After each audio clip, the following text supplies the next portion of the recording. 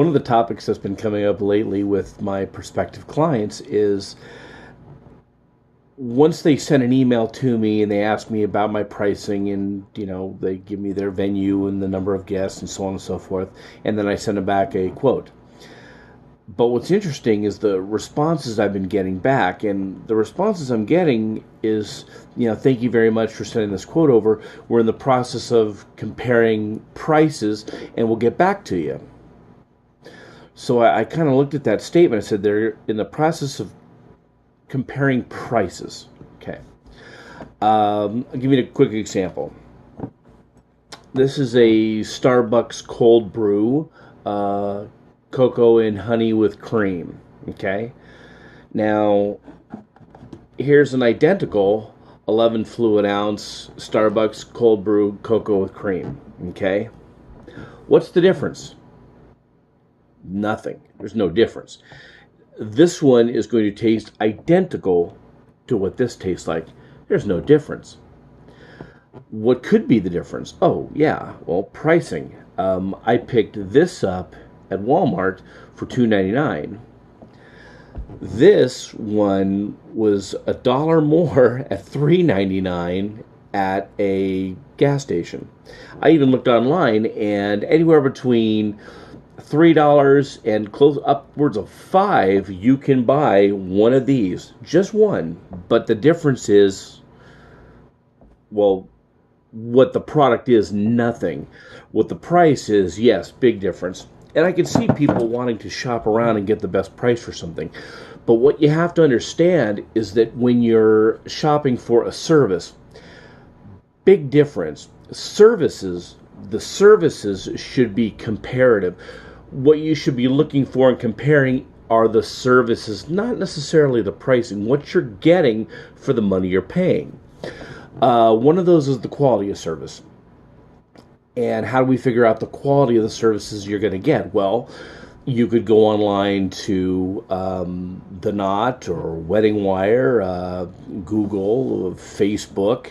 I hate to say the Yelp, you could even go there, and you can read a ton of reviews by real brides and grooms over the years that have been so gracious enough, at least for me, to have taken the time out of their day after the fact to write a nice review, and I appreciate that so very much. But that's one way you can establish the quality of the service. Another good one is the length of service. How long has your entertainer been providing that service? Usually going online, you can kind of get a good idea, especially with social media. You can kind of figure out, like with me and my company, there's a pretty good digital footprint of myself over the years providing my services, not just saying what I do, but you can go back and, I've got pictures of a lot skinnier me in a tuxedo from the mid 90s, okay, late 90s kind of neighborhood. So that's one way you can also establish how long someone's been doing something. But definitely the length of service, because the length of service is going to determine that person's education, what they know. And believe me, over the years, I've learned a lot. And this is not something that's taught in school or any type of classes. This is real on-the-job training that I've gotten over the years, and seeing the good and bad and everything. The description. Here's another one. The description of the services you're getting. I'll give you an example. There's one venue that now, the reason I don't have pricing on my website is because every venue is different. Every circumstance is different. I have a situation coming up where the cocktail hour is starting off with the ceremony. The ceremony is in a completely separate location. Okay, that's in a separate location. And then you go to the venue. Once you get to the venue, there's 2 additional setup areas. There's an area for just the cocktail time and an area for the dinner and the dancing, okay? That's 3 separate systems to set up. So those are the kind of things that you factor in, or at least I factor in when it comes to quoting a bride, to let her know that, hey, it's not just going to be so cut and dry and have just one blanket price for one thing. There's multiple things that I need to do to provide you with the best service possible, because the expectation is, of course, he's going to have music at the cocktail time. That's me. Others might not view it that way, or at least they want to take the sound system for the ceremony and break it down and take it back and then reset it back up and play it, or use it to play music for the cocktail time. And in that kind of situation, your guests are going to be there before you. There's not going to be music or atmosphere before you get there. So that's one of those things that factors into my pricing, so that when that logistical issue, everything is thought about beforehand when I give you that price. So I'm thinking about the different locations and the microphones for the different locations and the setup of the different locations, because I will bring in extra sound system and equipment to cover those. So literally all I got to do is jump from one to the other to the other. Try to make it really, really simple.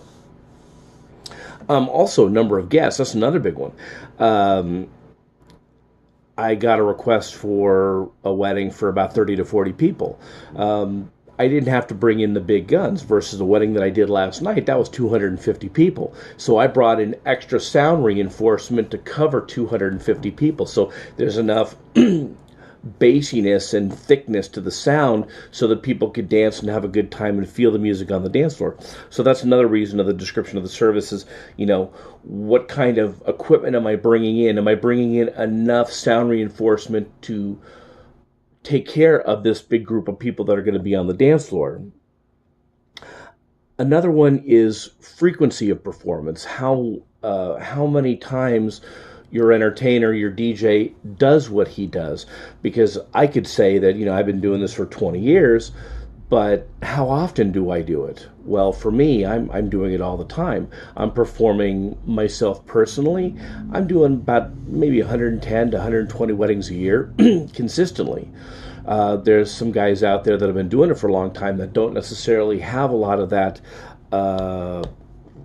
frequency in performance, and sometimes it's only a part-time job. So I'm a full-time DJ. I've been a full-time DJ since 2005 because I couldn't hold a regular job and give the attention to my clients that I needed and that they deserved for what I was charging them. So that's another thing to consider as well, is does your DJ do this part-time or full-time? Because reality, sometimes part-time people are only going to give you part-time attention, versus full-time guys, this is all I do. And I prefer to only do weddings. I don't really do bar mitzvahs. I mean, if it's a friend of mine and it's a personal request, even a quinceañera, I'll do one of those occasionally, but I prefer not to. I don't really do any proms. I don't do a whole lot of corporate functions. I'm a wedding specialist. I prefer to do weddings. That's my strong point. And my philosophy is put my energy into my strong points and ignore my weak points. I don't need to be a better, I don't need to be a better quinceañera DJ, or I don't need to be a better mitzvah DJ. I just want to be the best wedding DJ I can, because that's what I like to do. When I'm doing a bar mitzvah, I'm a fish out of water, just because it takes a certain type of person, a certain type of DJ, a certain kind of guy that identifies with how that whole process works. Even club guys. I came from a club background. Club is completely different from weddings. You can't put a club guy in a wedding situation. It doesn't work. And if I was only a wedding guy, if I'd only done weddings for all these years, and then someone wanted to stick me in a club, again, that's just, you're asking for trouble. It's just not going to work. So I stick to my strengths, and that's what my strength is being a wedding DJ. But all that being said, don't measure your entertainment by price. Don't compare the pricing. You have to compare the service, what you're getting for the money you're paying. The price may seem right, but if you're not getting the services that you think you're going to get or what you deserve, then you need to pay more to get what you feel you deserve, especially considering this is one of the most special days of your life. You're getting married. So that's all I have to say about that. Thanks for watching. I appreciate it.